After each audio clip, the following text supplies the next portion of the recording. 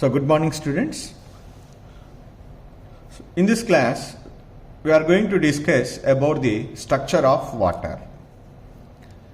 We clearly discussed about this one already in chemical bonding. Once again I will repeat it the same in this class. So we know that the molecular formula of a water is H2O. In this H2O, the oxygen is attached to the two hydrogen atoms through covalent bonds. That means the bond present between are covalent bonds, oxygen and hydrogen. So in this one, here the central atom is oxygen, its atomic number is 8. The electronic configuration is 1s2, 2s2, 2p4.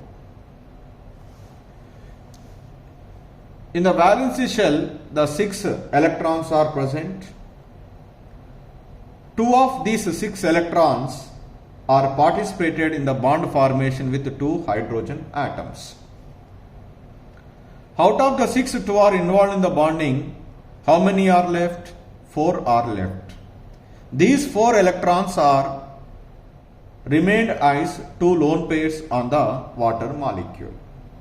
That means, in case of water molecule, around the central oxygen atoms, totally 4 electron pairs are present.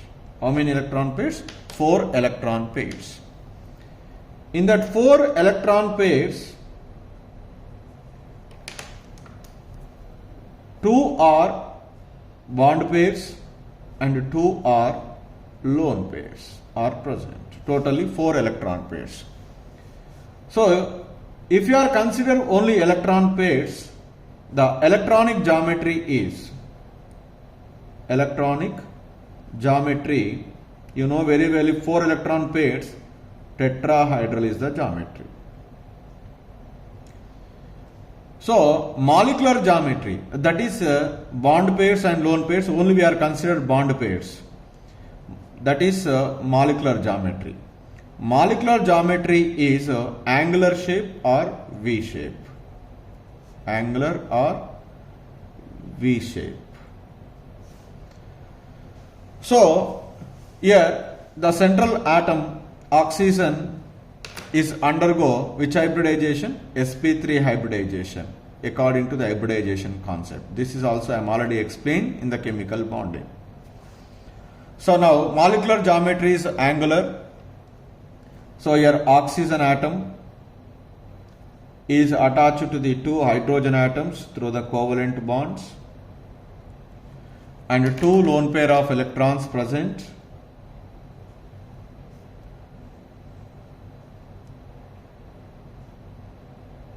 Generally, if 4 electron pairs are present the tetrahedral, then what is the bond angle we are expected? 109.5. But here the bond angle is 104.5. This is also you know very well. Why the bond angle is reduces? Because of lone pair repulsions. These lone pair repulsions are stronger. These are pushing the 2 bond pairs are very close together. That's why the bond angle is decreases. So that's why here instead of tetrahedral geometry, so the geometry if you are considered bond pair, angular or V shape or bent shape. And so the OH bonds which are present, they are polar in nature. Now here oxygen and hydrogen and oxygen and hydrogen. So oxygen is more electronegative, that's why the dipole moment is here towards oxygen, here also towards oxygen, this one. So both are in the same direction, that's why there is a net resultant dipole moment, that is 1.84 dB. That means water molecule is said to be in which nature? Polar in nature. So like that, so these are the some important properties of water related to the structure. Simply, so electronic geometry is tetrahedral, Molecular geometry is angular or V shape. Bond angle is 104.5 degrees and dipole moment is 1.84 dB. The central atom is under which hybridization? sp3 hybridization. How many lone pairs are present? 2 lone pairs are present on the oxygen. How many bond pairs are present? 2 bond pairs are present. Around the central oxygen atom, how many electron pairs are present? 4 electron pairs are present. The bond present between oxygen and hydrogen is which bond? Covalent bond. And how many covalent bonds are present? 2 covalent bonds are present. Whether they are polar in nature or non-polar in nature? Polar in nature. So like that we can explain here.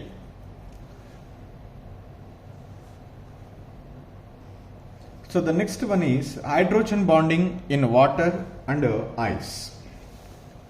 So we know that water is a polar molecule. Because of that polarity, the water molecules are held together by hydrogen bonding.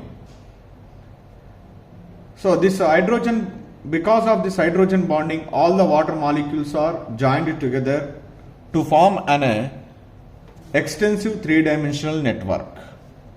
So when we are observing this extensional three-dimensional network, each oxygen atom is surrounded by 4 hydrogen atoms.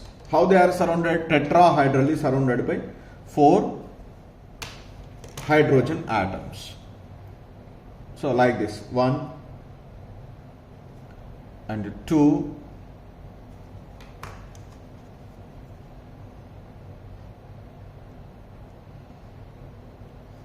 and 3 and 4. Again, one more water molecule, suppose if I write here, then this is also having 4 hydrogen atoms. These 4 hydrogen atoms are tetrahedrally surrounded by oxygen atoms.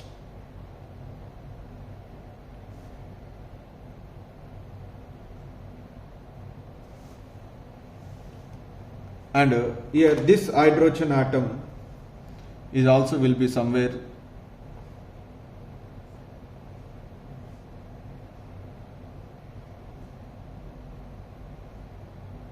so like that everywhere. So the oxygen atom is surrounded by 4 hydrogen atoms. Suppose if you see this one,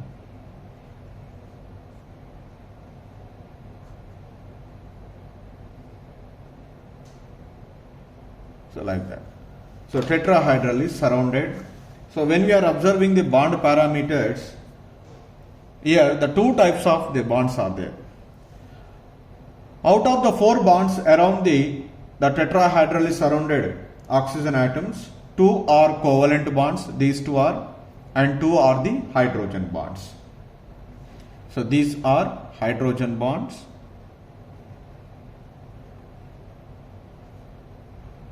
And these 2 are covalent bonds. Covalent bonds.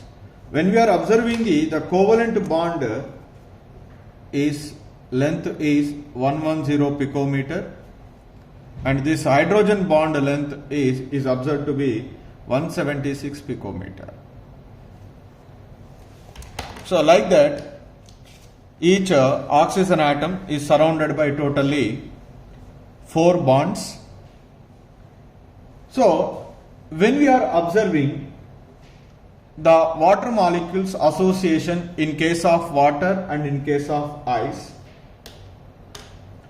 in case of ice, huge number of water molecules are aggregated together by hydrogen bonding. The structure seems to be open structure. That means more number of vacant spaces are there. All these are said to be vacant spaces. This is said to be vacant spaces. So when the vacant space is more, so that water molecules are occupying the more volume and less density. That's why density of ice is less because of that open structure.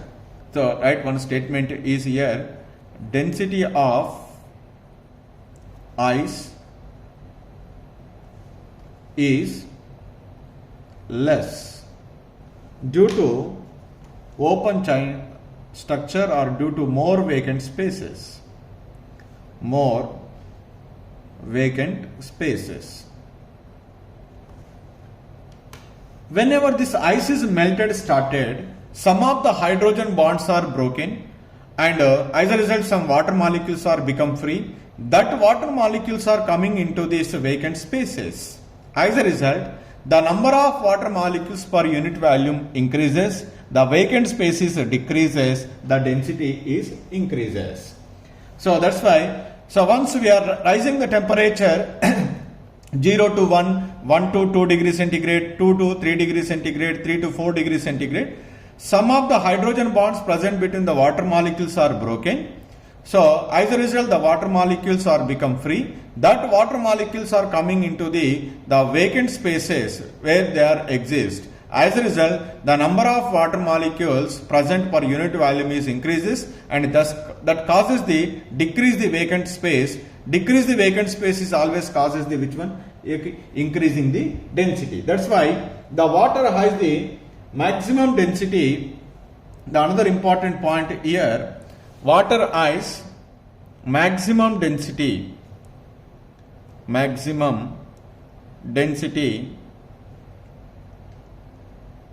at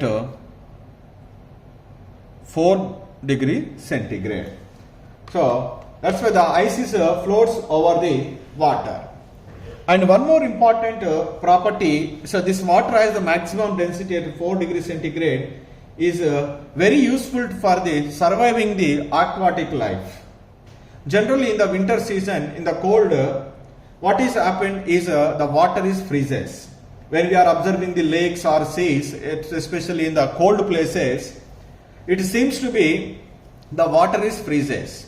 That entire water is not freezes, only the surface water is freezes.